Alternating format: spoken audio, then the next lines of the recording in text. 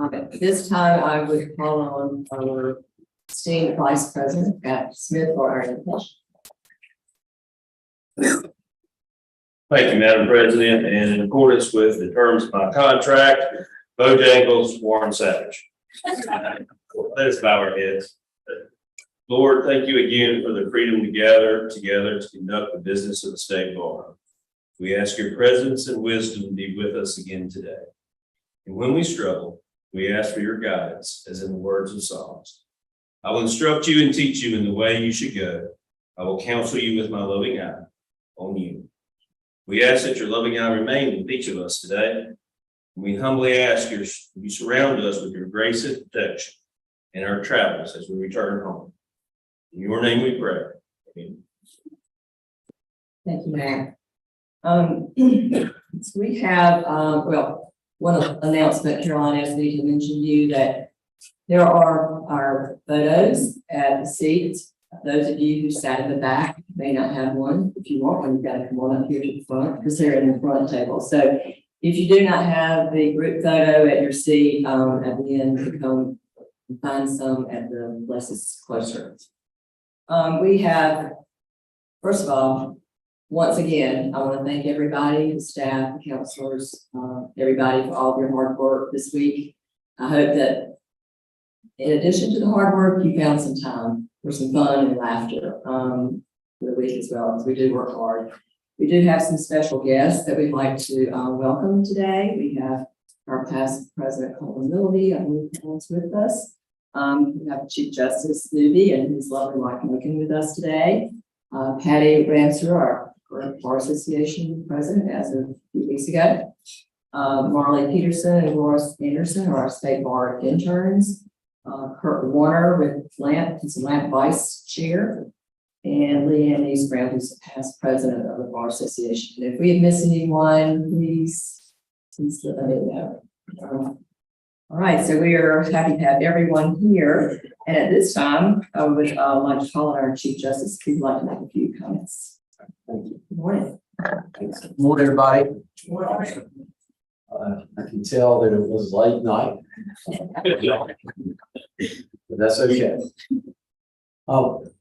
Just a few highlights from practice across the state.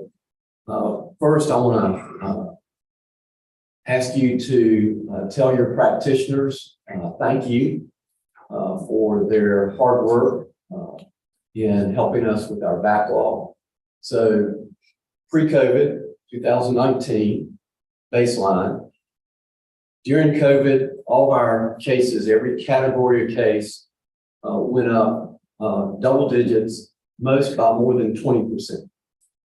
Today, across the board, the cases are not only caught up with pre-COVID, but we are 15% better than pre-COVID. That is a tribute to the hard work of our court staff, our judges, and yes, to our lawyers, our practitioners. So please express to them our appreciation. We are meeting our constitutional mandate that the courts shall be open and justice will be administered without favor, denial, or delay. Another positive update. You probably don't hear a lot of positive things about e-courts. Yes, it does continue to be a bit of an e-headache, but we've had almost 250,000 filings in our pilot counties. Your pilot counties are working hard to ensure that before this rolls out statewide, we are taking care of the glitches that are there before we roll out to our next pilot county that will be Mecklenburg. We want to be sure that things are functioning well in our 4 county pilot districts. Thank you to the practitioners in those counties, Wake, Johnson, Harnett, Lee.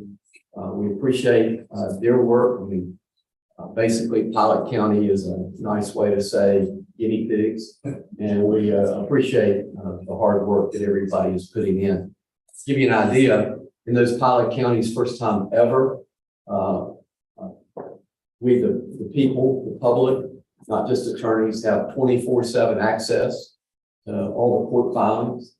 and 40,000 guide and file. These are folks that are representing themselves, and we have forms available, and 40,000 filings have been made. This is an access to justice issue. So we're appreciative of that. We will continue to focus on being sure that we are administering justice without delay. Will continue to be an important project. We're continuing to look at treatment courts. We just finished our ACEs, Adverse Childhood Experience, Adverse Childhood Environment. Just finished the process of looking at that, and we're training now all the chief district court judges that will be ensuring that the training is taking place with the district court judges.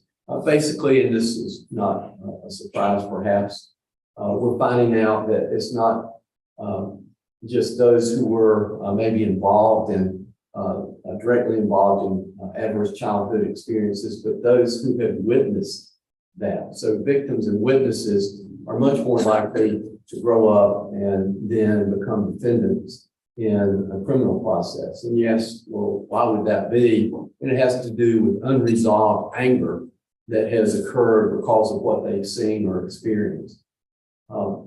Frankly, I'm becoming much more aware that we need to be sure that our assistant DAs and our public defenders and our defense attorneys who day in, day out deal with issues of child sexual abuse or these other things, that that all of those folks are properly working through those issues. I've again been reminded of the tragedy of child sexual trafficking. There's a new movie out, Sound of Freedom, which is so well done and is a great reminder of the trauma that is occurring around the world with these young victims of child abuse, child sexual abuse. The primary reason, and one last little update has to do with our legal oasis. Thank you, Jimbo Perry. We continue to be concerned about areas in the state that are losing lawyers, and there aren't enough lawyers to address the legal needs of the populations. Jimbo and Mel Wright are working along with folks with the state bar who have made that a priority, folks that have made it a priority. We have, of course, the summit coming up to address some of that, and we will continue to make that top priority with regard to moving forward and being sure that all folks across North Carolina have access to legal counsel as needed. But of course, the primary reason I wanted to stand in front of you today was to show Brian Oden that yes, I can wear a pink and actually I'm looking for Brian. It's not just the suit, it's the pants as well.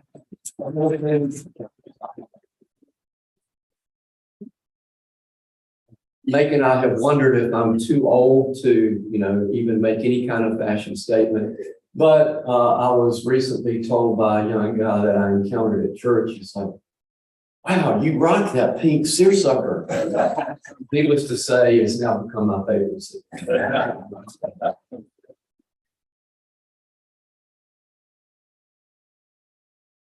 Thank you, Chief Justice. Appreciate you taking the time to be here with us today. You're not going to comment on my suit? I love your suit. I actually should get a lavender one. Thank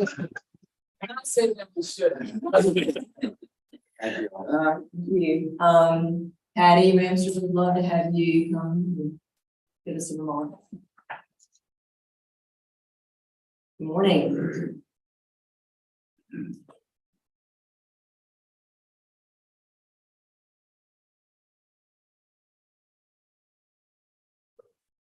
I feel like I should start with Happy New Year instead of good morning. As Marcy mentioned, we did just start a new bar year, July the 1st. And I'm honored to be here with you today to report on behalf of the North Carolina Bar Association. As we closed out the 2022-2023 bar year, we had our annual meeting in Wilmington this year, June 22nd through the 24th. It's really difficult to believe that was just about 4 weeks ago. We did a lot in a very short period of time in Wilmington. Just to step back and look at the things that happened over that weekend, big picture, we had over 400 registrations for all annual meeting activities. When you drill down and look at some of the specific events that happened over the annual meeting, our Legal Legends of Color awards ceremony. We had over 125 attendees for that event and recognized 5 honorees. We also had more than 170 individuals attend our annual meeting luncheon. That's where we conduct the business of the Bar Association. At the luncheon, we were able to recognize our 2 Open Door Fellows for this year, Tavaria Smith and Z Zhao. Some of you may remember immediate past President Clayton Morgan sharing information about the new Open Door Fellows program.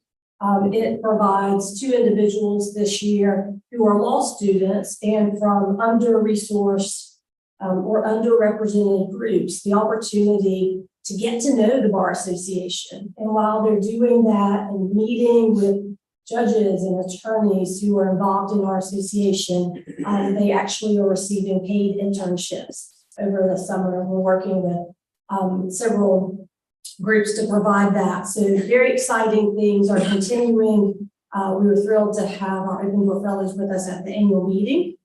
And if you've not heard, during our business meeting, Kim Stogner from Womble Bond Dickinson was elected as our president-elect. So we look forward to having her as part of the leadership team. And later that night, we had about 150 individuals participate in the awards dinner and the presidential installation event. My speech that night was on the importance and the challenges of having 17,000 diverse attorneys in our membership and continuing to be a powerful voice and keeping our 17,000 diverse members together.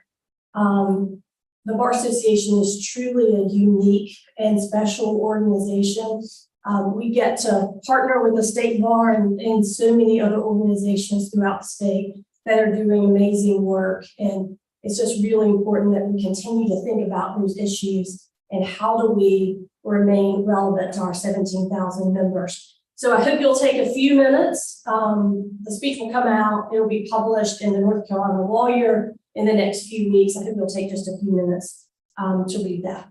Even if it's when you're going to bed and you need something at that point to help get us sleep, just a few minutes. One of our highlights from the annual meeting truly was our CLE programming this year. As you all may recall, a couple of years ago, the North Carolina Bar Association published a report on systemic racism, looking at racism in North Carolina and its connection with the founding of our Bar Association. We've reported COE credit for more than 100 individuals who were attended, but this was by far some of the best programming, maybe the best programming the association has ever put on. I will give a nod to Gordon here, who stopped me in the hallway and described it as spectacular. We had a few comments in our surveys. I pulled a couple of them out already, just to give you a flavor. I realize centering an entire conference around race relations had to be extremely difficult and taxing, but I applaud the NCBA's courage to do so. It was very much needed and very well done. One of the other comments went on to say, the annual meeting was an extremely valuable opportunity to demonstrate commitment to values, purpose, and goals of the organization in the face of those challenges. Thank you for excellent CLE programming. So continue, if you didn't have an opportunity to attend that programming on Friday at our annual meeting. The association is looking at ways we can further distribute that information. It's too good not to share more broadly. And so be on the lookout for that. It's certainly worthwhile. For this bar year, we will be focusing on civility in the legal profession. Wow, we've been talking about this for a really long time, right? In preparation for the upcoming bar year, I've had the opportunity to talk with incoming section chairs, vice chairs, incoming committee chairs, and vice chairs. And I've asked them to help us think about ways that we can improve civility in the association and in the legal profession. It's shocking how the overwhelming majority of our leaders have responded and said, we really need this. And hey, let me tell you about this situation that I recently had in terms of civility not being what I would expect in the association and in the profession. One of the situations that was recently heard about involved an attorney calling another attorney names during one of our section meetings. There were about 30 or so attorneys on that Zoom call, and no one said a word in response to that behavior. A few weeks later, I heard one of the attorneys who participated in that meeting explain that it's just an occupational hazard, and this is just how attorneys behave. Folks, this is a dangerous place if we become immune to this behavior. Incivility, it's not acceptable, and it's not healthy for individual lawyers or for the profession as a whole. So I hope you will join with us this year as we think about improving civility in the profession. We must fiercely guard against this kind of behavior coming into the profession. Gil Beck, who many of you know, chairs our professionalism committee. He, along with his vice chair, will be focusing on civility. They've been reaching out to sections, committees, and divisions, and are providing programming for this year on why civility is important and the tangible benefits that it provides to individual attorneys, clients, and the profession. But thank you for letting me be here with you today. Looking forward to this bar year and seeing many of you state bar activities and at our association activities. Thank you, Patty.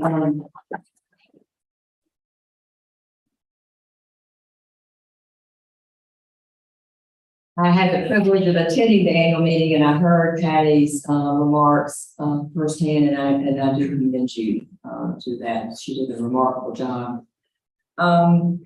It's with sadness and appreciation that I recognize the retiring public members of the council. And if we could, Joe Johnson, and I'm going to butcher his name, but Mohan, Charmin? Did I get it? If you could stand up so we can thank you properly for your service.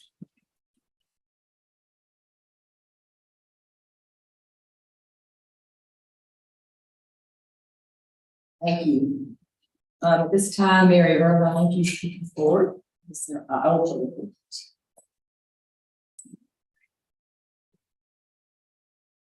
morning.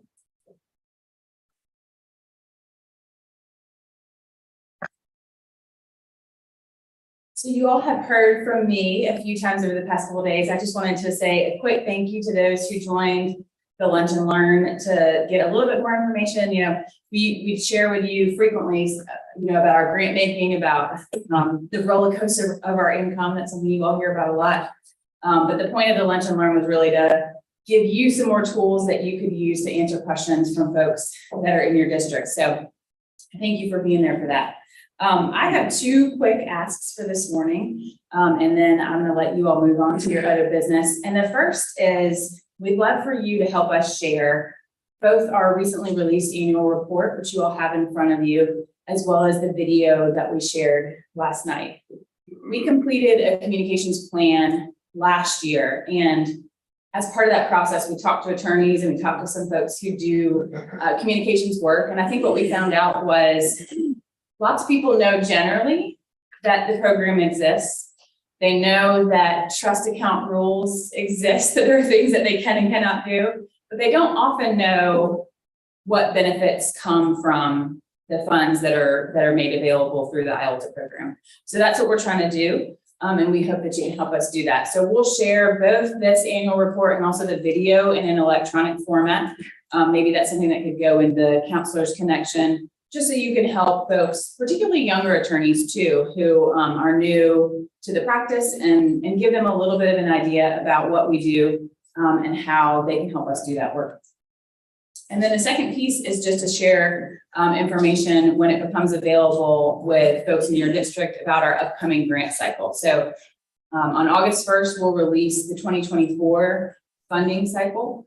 Applications will be available on August 1st and they'll be due at the end of September. And if you know of programs in your district, we fund under both free civil legal services. Those funds go to nonprofit organizations that provide free civil legal aid. And then we also have a category of funding that is for broader administration of justice projects. So we would encourage you to share it with folks who you think might be able to apply for a grant and who would benefit from some support of the good work that they are trying to do. So those are our two asks. Hope you enjoy the rest of the meeting. Thank you. Thank you. Thank you, Mary. Appreciate it. Board, come forward, please. Thank you. Right, so the LAP board met back in June. Usually we meet at the quarterly meetings, but we met in June to accommodate Robin Moretti's traveling in exotic locales this week. So and that's also why I'm here to speak to you again. So we're continuing. I know I've spoken to you before about our continued effort to develop a coordinated first response protocol for really dangerous or catastrophic things that might happen in a law firm, like what happened in Goldsboro back in the last year around Christmas. There's a dedicated team of stakeholders that are part of that, including mental health professionals, non-lawyers, the state bar. I can't thank Barry enough. Barry and man have been helping out quite a bit with that. And so you'll be seeing, we actually have developed resources that we want to get into final form. They're great in their draft form. This is the difference between Robin and me. I was like, this is great. Let's send it out. She's like, oh, we get some more. So anyway, that's to be done very soon. And as for the regular business of the LAP, they had 14 LAP CLE presentations last quarter. They continue to have a huge number of volunteers, almost 200 now. It's 196 volunteers, adding more all the time. Their upcoming annual conference will be November 3rd to 5th. Looking forward to seeing Todd there. Your first function as every new president gets to go. Hopefully you'll be there. And coming up next February, no pressure. Next February is the minority outreach program that has been overwhelmingly popular and continues to grow by leaps and bounds. That'll be in Raleigh, February 23rd.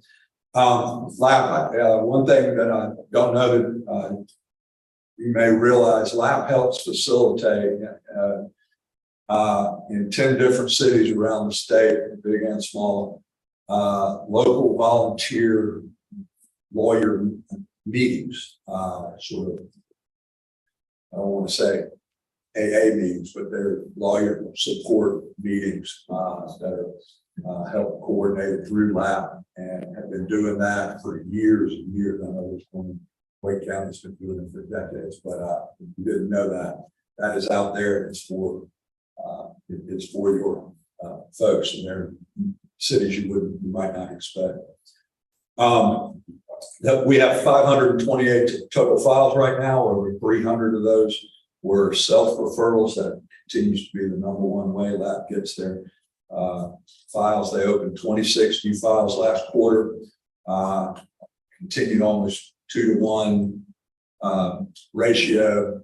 While LAP is known as the place for substance abuse stuff, the number one issue they deal with in all those cases is psychological issues. And with that, I'd like to again thank Robin, Nikki, Kathy, Candace, Delia, and Susie.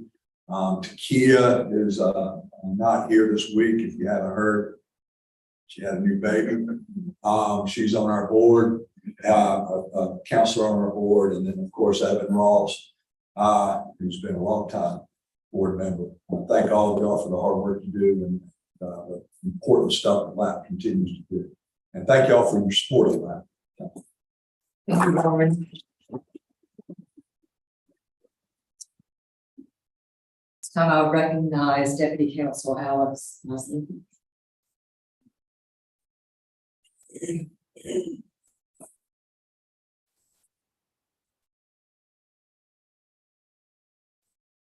Morning, everybody. Your packet, you have an affidavit tendering the surrender of the law license of Rebecca Nelson. The file is 23 BCS 6. Ms. Nelson was licensed to practice law in October of 2008.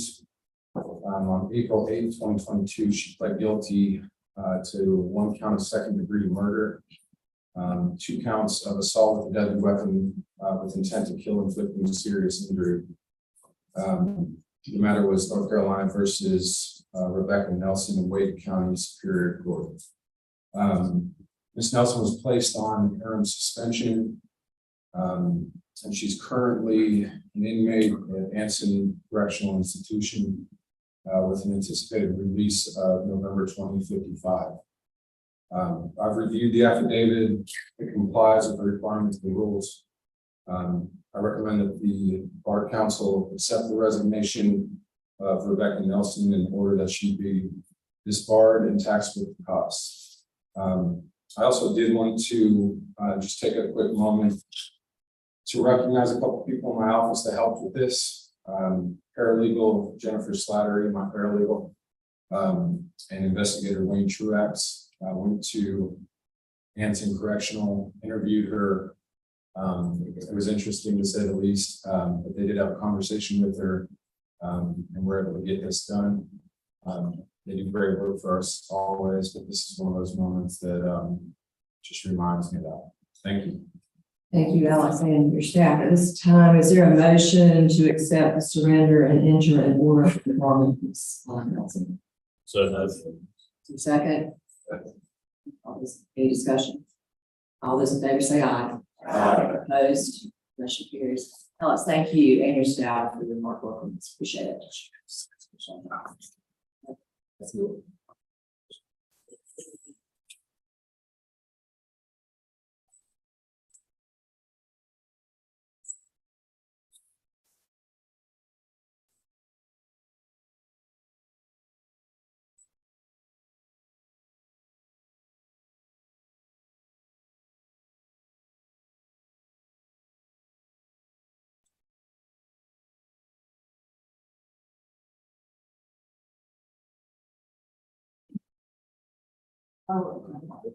Catherine's already up here. She's so anxious to get her done.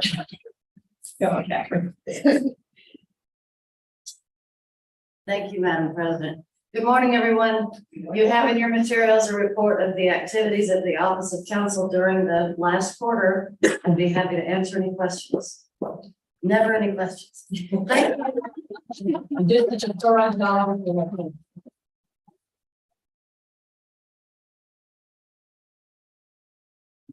Okay, so now we are going to go into committee reports, and we'll start with the executive. I guess the first order of business is everybody's had a chance to review the minutes of the last council meeting. And unless there's any discussion, is there a motion that we approve those minutes? So moved. Wake up, guys. Is there a second? All those in favor say aye. Opposed, motion carries. This time I'll recognize, Todd Brown to present the reports for finance and audit as well as the appointments to advisory committees.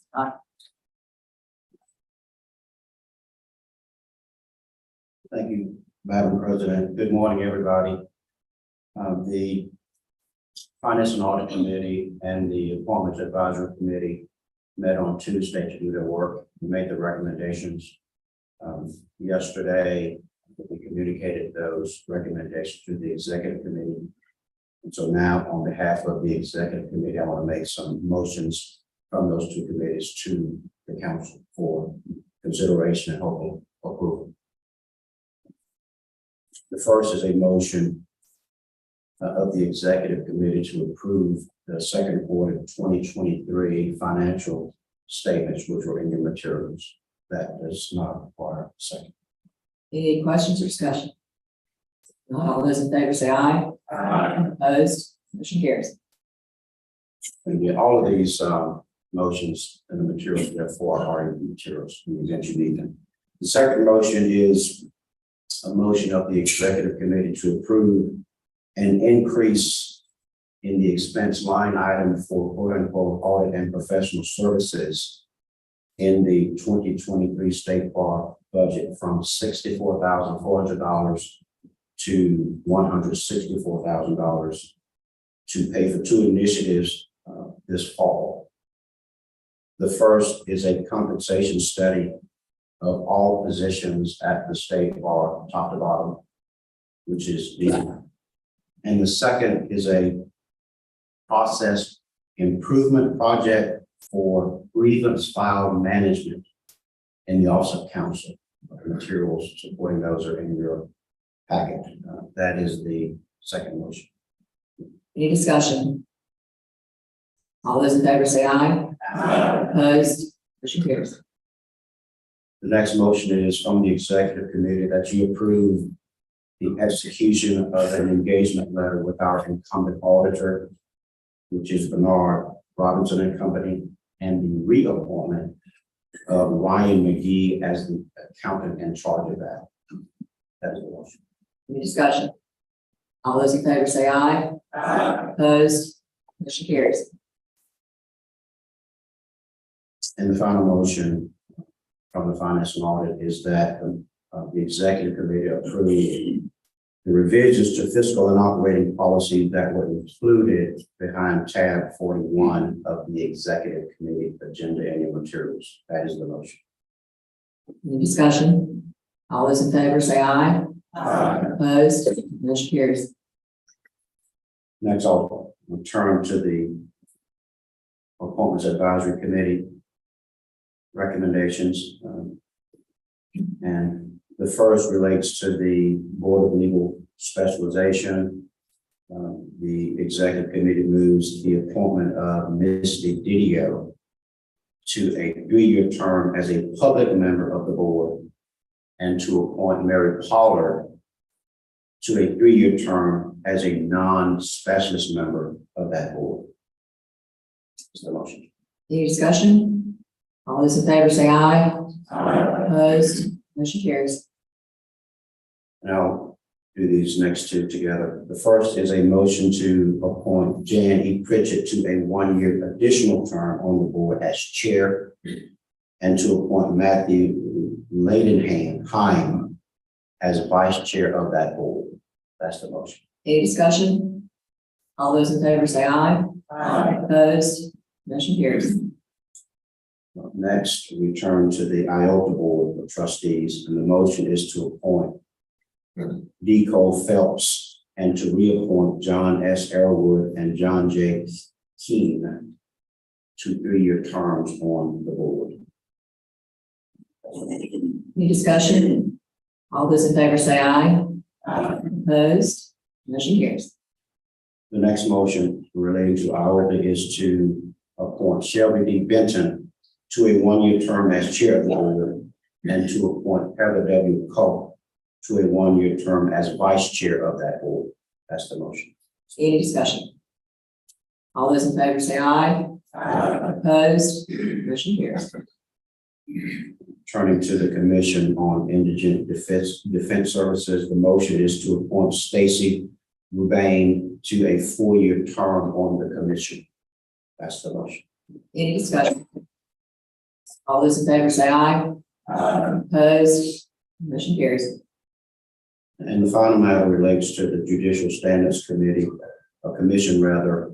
As you probably know, the State Bar has heretofore made 4 of the appointments to that commission. There is a potential that, given what may happen in the legislature this summer with the budget, that those 4 appointments may go to the chief justices that are remaining with the State Bar. And there is a prospect that that budget will pass, Peter, correct? Yes, and it reached the General Assembly. Correct. So the motion is this: the motion is to approve the preparation of a statement to be finally approved by the State Bar officers expressing support for the appointment of lawyers who are not judges to the commission. That's the motion. Any discussion? If not, all those in favor say aye. Opposed? Motion carries. Thank you, Tom. That concludes the reports. Thank you very much. Appreciate you and your his work. So next on the agenda are recommendations of the executive committee that come by motion. We have motion to approve for publication some rule amendments, and these are on the executive committee agenda and addendum items 4.1 through 4.3. Do I have an objection to taking these together? Does anybody want any of these pulled for discussion individually? Hearing none, by motion of the executive committee, we ask the approval of the amendments for agenda items 4.1, 4.2, and 4.3. Zero second. For publication. I'm sorry, for publication. Okay. Any discussion? All those in favor say aye. Opposed? Motion carries. Next on the agenda are motions to adopt proposed rule amendments and transmit these to the Chief Justice and Supreme Court for approval. These rule amendments for adoption are Executive Committee Agenda Items 5.1 through 5.5. Is there anyone that would like any of those pulled for discussion? Or is there an objection to taking this collectively? Hearing none. All those in favor say aye. Opposed? Motion carries. Now we have some additional committee reports. Yes. Matt. Access to Justice Committee report, please. Thank you, Madam President. The Access to Justice Committee met. We are still working on legal deserts, and as you've heard, we're having a summit for legal deserts on August 31st at the State Bar Building. That'll be from 10 to 2. You'll probably get a reminder. Please feel free to show up. We will have a good report about that at the next meeting. We are also working on unbundled legal services for civil side, Rule 16. The general rules of practice. It is our hope, Catherine Frisley and that subcommittee is our hope to have before this body a draft for approval to send to the chief for court to approve. So we will be continuing to work on that. And thank everybody who works on access to justice. Madam President. Thank you. Matt. If you would like to attend the summit, you do need to let Alice know, because we do need to have that count how many seats to have. So if you're interested in that, please just let Alice know. We're working on the agenda at this time with Jimbo, and he was in here. Here he is, Jimbo, welcome. All right, our next report, Rich, the administrator committee. It's newfound talent dancing.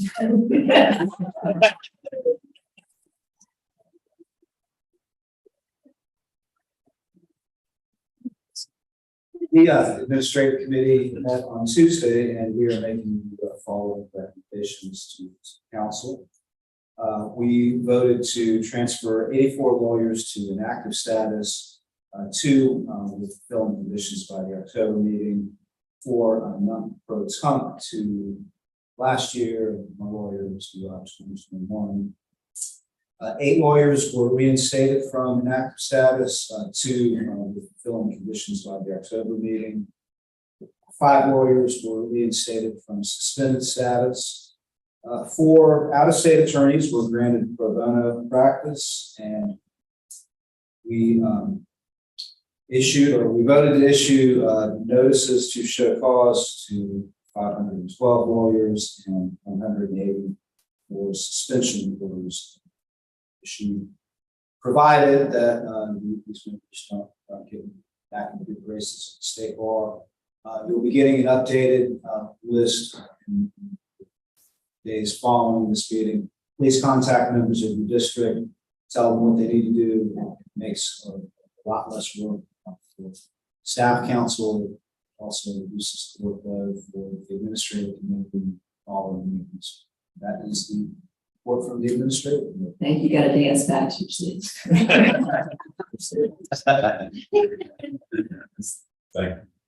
We are supposed to move. Okay, so this is a motion to accept his report from Tom. All right, we don't need a second. Okay, any discussion, any questions? If not, all those in favor, say aye. Opposed? All right, question carries. Thank you. All right, so next, I believe, Walter, you're going to step in for Bobby and give us the authorized practice.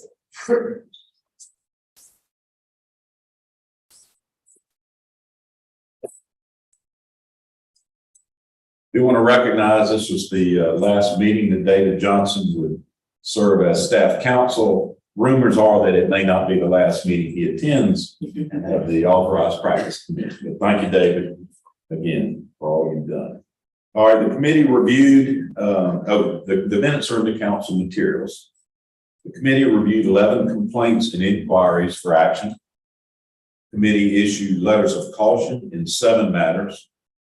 1 matter was referred to the district attorney and to the disciplinary authority in another jurisdiction. The committee dismissed 2 matters. The committee took no action in 1 matter. The staff received 5 new prepaid legal plans during the quarter. 2 were rejected, 1 was approved, and 2 are pending. And the committee received reports from 2 subcommittees studying changes in the rules proposed to council.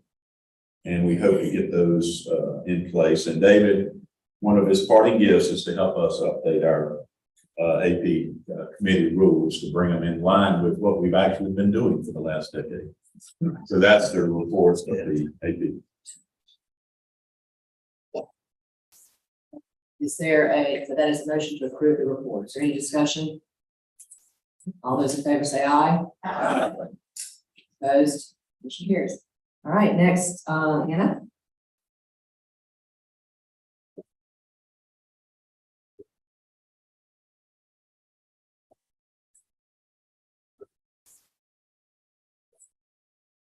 Thank you, Madam President. I'll be brief. Thank you guys for coming to my town, and I hope that y'all had fun and we enjoyed hosting you. The Communications Committee met via Zoom before this week, July 6th.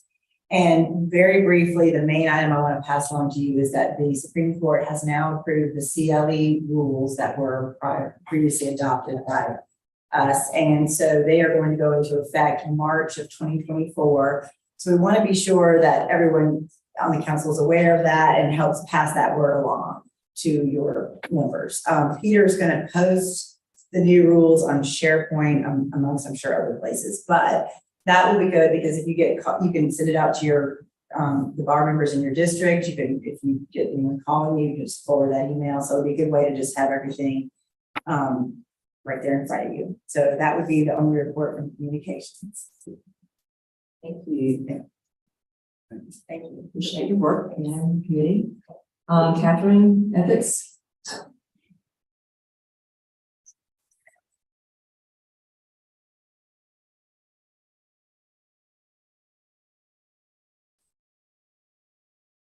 Okay.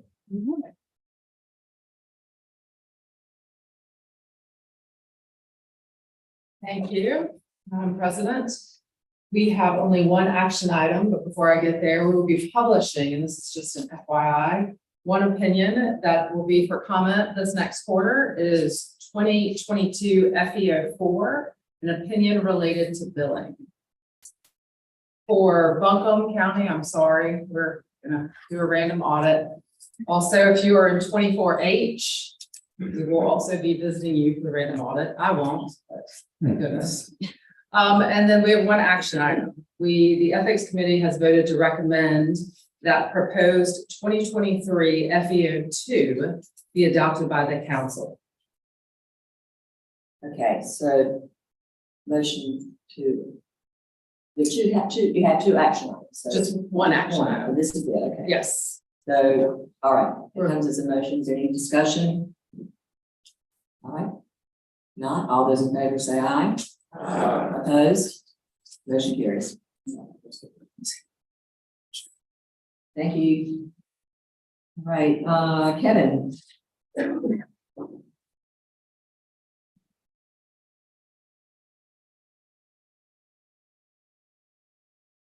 Thank you and good morning. The grievance committee met yesterday, and during this quarter total, including yesterday, we considered 115 files that were dismissed, 17 were dismissed and retained. One file has been continued. One lawyer was referred to the Lawyers Assistance Program. 3 lawyers were referred to TAC. 6 lawyers received letters of caution, 6 received letters of warning, 6 received admonition, 4 lawyers received reprimands, 1 censure, and 9 lawyers were referred to the DHC. We also have a grievance review panel that's going to commence at 11 today. And so thank you to those of you who agreed to stick around a little bit longer here in Asheville while we dispose of that matter. And then finally, thanks to my co-chairs, Andrea, Walter, and Gordon. That's our report. Thank you, Kevin. Thank you all of you, co-chairs, committee members, all of your hard work. And now, our esteemed immediate past president, Darren Gordon, the issues committee report. Since it hadn't been claimed yet, the hardest working, Excuse me, for those on the grievance review panel, we're going to meet on that will be on the 12th floor at Top of the Plaza at 11. Sorry. Since it hasn't been claimed yet, the hardest working committee met on Wednesday afternoon, the issues committee. We're still taking up 3 issues. Our random audit subcommittee is chaired by Barbara Christie, past president. They've met on 2 occasions since the April meeting, May 23rd and June 30th. They are looking at a statewide method of selecting lawyers for the random audit instead of going to the judicial districts, which I think will be a good move, but we're still studying that. We're also looking at whether what kind of protocol will be needed for something like that. We want to look at the models of projections of whether or not it's going to drive Ann Parkins from one end of the state to the other and just create travel issues. And then we were reviewing any rule amendments that might need to be looked at to accomplish that. We also have the deferral program. We're not calling it the diversion program anymore. We're calling it the deferral program. Walter Brock is chairing that. They met twice, May 25th and June 9th. They are they're discussing the possibility of getting data to measure the effectiveness of deferral programs. They are concerned as to whether the state bar staff has the bandwidth to take over additional duties or supervision of deferral programs. And also they're looking at recommendations to start. Well, there is a recommendation to start addressing deferrals with lower level misconduct.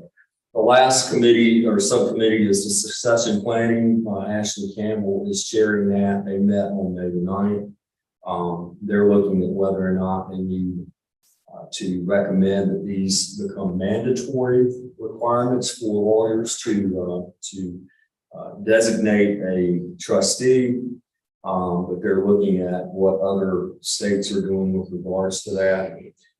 They also discussed whether or not there's a way of putting into the database a way of that for a lawyer to voluntarily designate a trustee for succession planning purposes. They do believe that education is the key to getting that out. And so they're also reviewing that. All of the subcommittees are doing a great job. There's no action on this, just a report. Thank you, Darren. All right, Kurt, your support from Lamp, thank you for joining us today. Pleasure to be here. I do note that the consignment shop is not open until 10, so I can't pick up a suit, but how about the chief with his wear? And I'm not Mike Primus, and I get down on my knees and pray to God. So command reports, Lamp met yesterday. We had 5 different command judge advocates report to us. The highlights are Lejeune is back to Lejeune, so please mind that.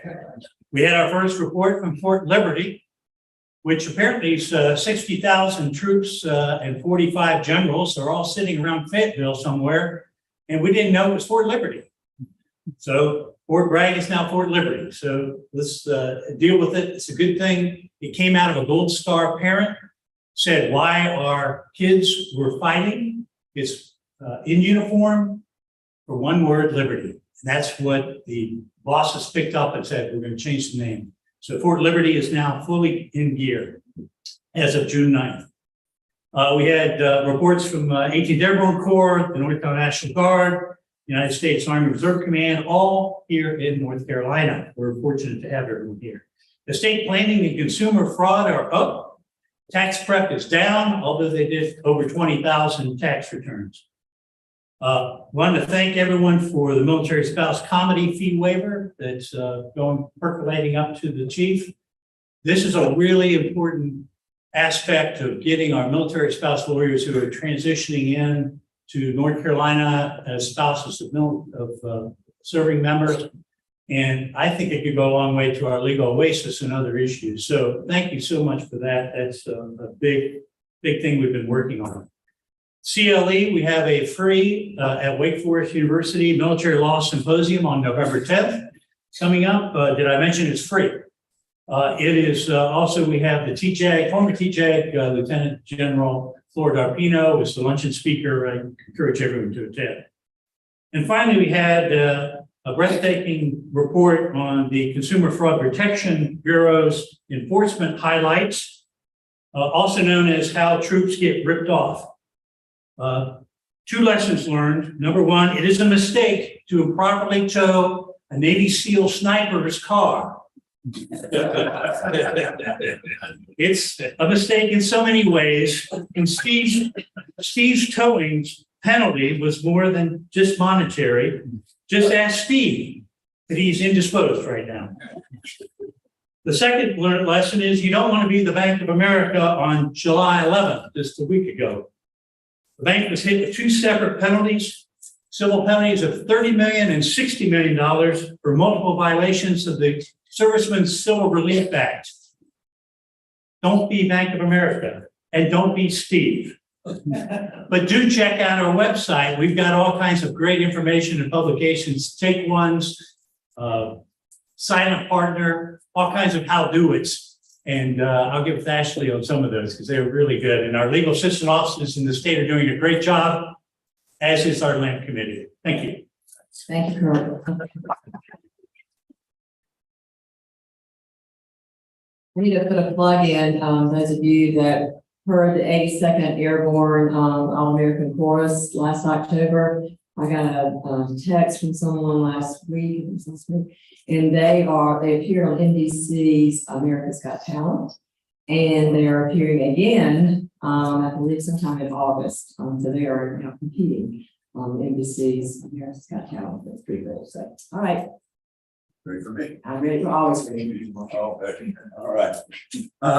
So I'm gonna do things a little in reverse. Do in general session tell you about Number one, thanks Suzanne Lever, the board, vice chair of the board, Alan Cobb, the other esteemed members. We are the elite of the elite. And if you want to be on that board, you need to talk at the top. It's great. It's a great committee. We had 3 great award presentations in June. They're back to back to back. The leadership really stepped up. Aaron too, really stepped up to help with those presentations. Had Judge David Lee, Liggins nominated Judge David Lee, deceased recently. That was I don't know, felt like a whole old homecoming in Monroe. I mean, there were more townspeople there than there were lawyers. It was amazing turnout and really a great thing. Family was amazing. I learned a lot that day. Unfortunately, I was not able to make Ricky Bowman's presentation. That was Tom Langen put that together, and I understand that was a wonderful event. We got a nice thank you note from Mr. Bowman's family. I don't know if you knew that. And he had passed away too. That was great. And then finally, Marcy presented Cheryl Howell, you might remember from the School of Government. She is integral and important resource for the district court judges around the state. They had their conference in June. Marcy raced down to be there and presented it, and I think it was unbelievably moving for her to do that. It was very unexpected. Of all the points, I think she was most unexpected. We have a couple of upcoming ones that you'll be getting emails about, and if you can attend, please do. Hank Vinoy will be on August 25th, I think in Davie County. I think it's in Davie County, their annual bar meeting. So I encourage you to go there if you know Mr. Vinoy or are able to attend. It really means a lot to the families of these folks when the bar counselors show up and show that this is truly a award from the council. And then Ted Edwards will be next February at the Minority Outreach Program in Raleigh on February 23rd. So with that, I would like to move to go into closed session pursuant to North Carolina General Statute 143-318.11A2 to prevent the premature disclosure of an honorary degree scholarship prize for someone award. Yeah, all those in favor say aye. Aye. Opposed? All right, motion carries.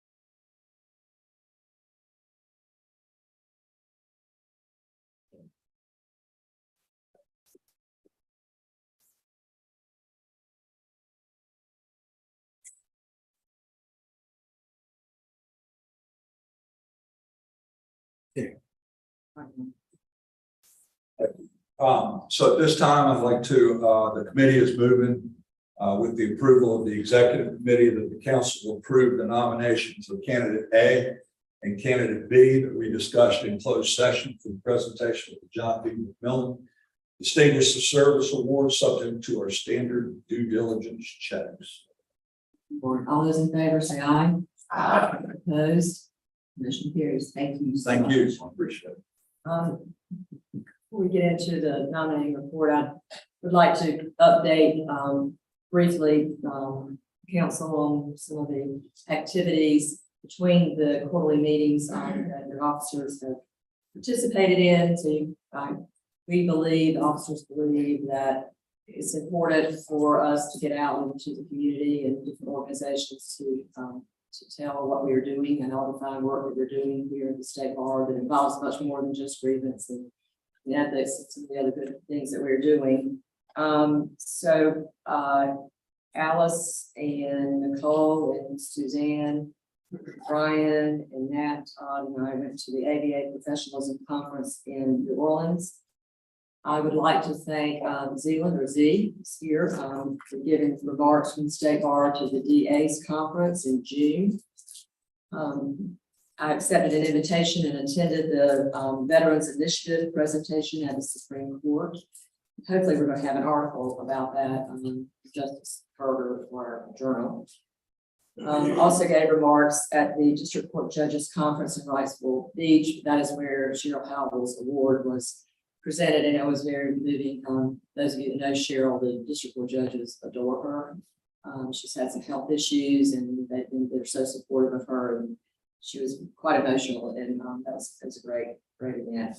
Also spoke at the Superior Court Judges Conference here in Asheville in June. And then I got an interesting invitation to the Inn of Court dinner in New Bern, and it was also attended by Counselor Scott Hart and our past counselor, Charles Hardy. That was an interesting and fun evening. Appreciated that invitation. And I also received an invitation from the North Carolina Association of Black Lawyers by our counselor, Kimberly Moore, and appeared there in June as well in Greensboro. And at that event, I did encourage them to look across the room and their association and people they know to also nominate people for Distinguished Service Award. And I'm also happy to report that the inaugural meeting of the District Bar Presidents, it was held on May the 19th. I believe by all measures was a success. We had 38 out of 43 districts represented. Had some good discussion, and it was just a really nice event. So I'm hoping that maybe we can carry that forward. And coming up next quarter, we will have district bar meetings in Robinson County and in Wake County. And of course, you've heard about the August 31st summit. So a lot to do next quarter. Stay busy. Thanks again for all that you do. And with that said, we nominate.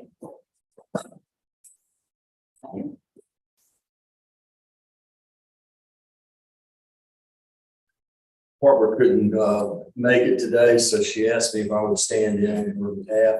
I do want, I don't know if I'm going to step on Marcy's toes on this, but keep Bert in your prayers. We've gotten some messages during the council meetings that he's not well, so please keep him in your prayers and thoughts.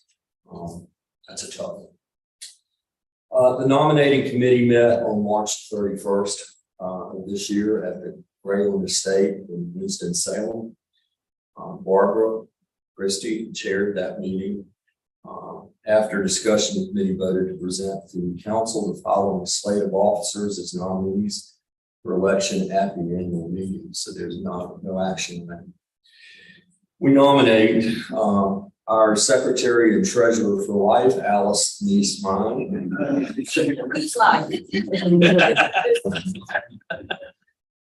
Then we reluctantly nominate Matthew W. Smith as president-elect. I want to thank Caroline and Alice for putting this together so I didn't have a Steve Harvey moment and note and announced that Miss Columbia won the vice president spots. And what we do,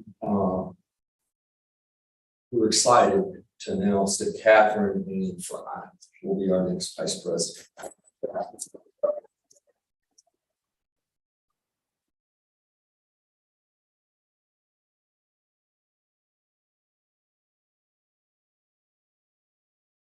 Thank you, Darren, and yes, thank you for, congratulations, Kathy.